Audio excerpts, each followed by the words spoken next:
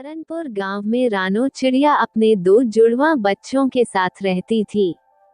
रानो चिड़िया बहुत मेहनती और ईमानदार थी। रानो दिन भर परिश्रम करके दाने जुटाया किया करती थी। एक दिन रानो के बच्चे रानो से पूछते हैं, माँ इतना ढेर सारा दाना आप क्यों जुटा रही है? अब तो हमारे पास खाने के लिए पर्याप्त दाना है। तब रानो कहती हैं, तुम नहीं समझोगे बच्चे, जब वक्त आएगा तब बताऊंगी। तभी गांव में बारिश शुरू हो गई।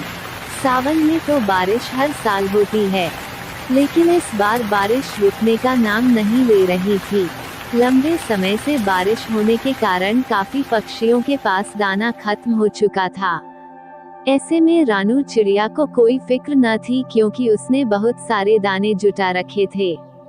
वो अपने घर में बहुत से फिल कर रही थी।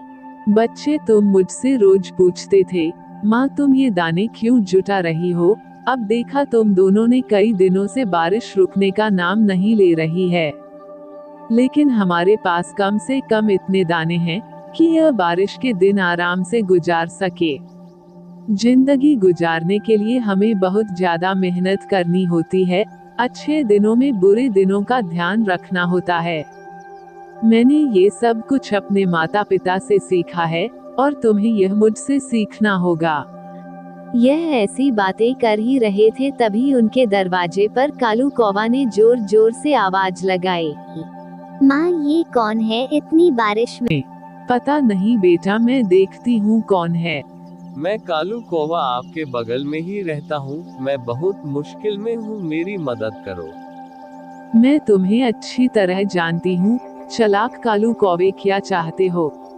मैं बहुत मजबूर होकर आपके पास आया हूँ। मेरे बच्चे और बीवी भूखे हैं। ऐसे में आप कुछ दाना दे दे तो आपकी बहुत मेहरबानी होगी। माँ वह बहुत ही मजबूर है, आप उसकी मदद करो। हमारे पास तो बहुत खाना है, हमें इसकी मदद करना चाहिए। मैं देखती हूँ, अंदर आ जाओ। मुझे तुम्हारे बारे में सब पता है। तुम अच्छे दिनों में मेहनत करते ही नहीं हो, और जब बारिश का समय आता है तो तुम इसी तरह मांग कर गुजारा करते हो। अगर मुझे तुम्हारे बच्चों का ख्याल ना होता तो मैं तुम्हारी मदद कभी नहीं करती। ले लो, कुछ चने के दाने ले जाओ, इससे तुम्हारे बच्चों का पेट भर जाएगा। धन्यवाद मुझ पर यह एहसान करने के लिए। और कौवा कुछ दाने लेकर अपने घर चला जाता है। बहुत मगरूर है वह। रानू चिड़िया कुछ दाने क्या दे दिए, मुझे ताना मारने लगी। क्या बोल रही थी? यही कि तुम काम नहीं करते अच्छे दिनों में और बुरे दिनों का ख्याल नहीं रखते। तुम छोड़ो उसकी बातें, 2-4 दिन गुजर जाएंगे और फिर बारिश रुक जाएगी, तब कौन पूछेगा इस चिड़िया को। और वह चने के दाने खाकर सो जाते हैं। अगले दिन कौवा फिर परेशान था। रात तो गुजर गई, आज क्या खाएंगे? सारा दिन ऐसे ही गुजर गया और बारिश लगातार हो रही थी। और फिर शाम हो गई और कौवे के बच्चे फिर से खाने के लिए मांगने लगे।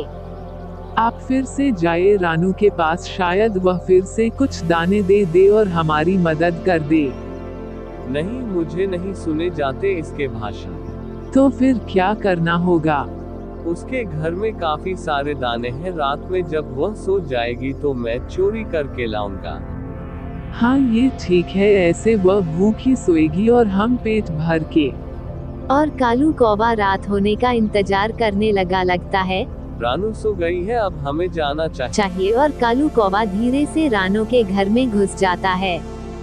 और चने के दानों का उसे पहले से जानकारी होती है और जाते ही दाने चुराने लगता है। ऐसे ही जब कालू दाने चुरा रहा होता है, तभी उसकी पूंछ दिए के साथ लग जाती है और उसकी पूंछ में आग लग जाती है और कालू कौवा अपनी जान बचाकर भाग जाता है और अपने पत्नी से बोलता है, अब हम दोनों भी खूब मेहनत करेंगे और कभी आलस नहीं करेंगे। उस दिन से कालू कौवा और उसकी पत्नी खूब मेहनत करने लगे और आराम से जिंदगी बिताने लगे।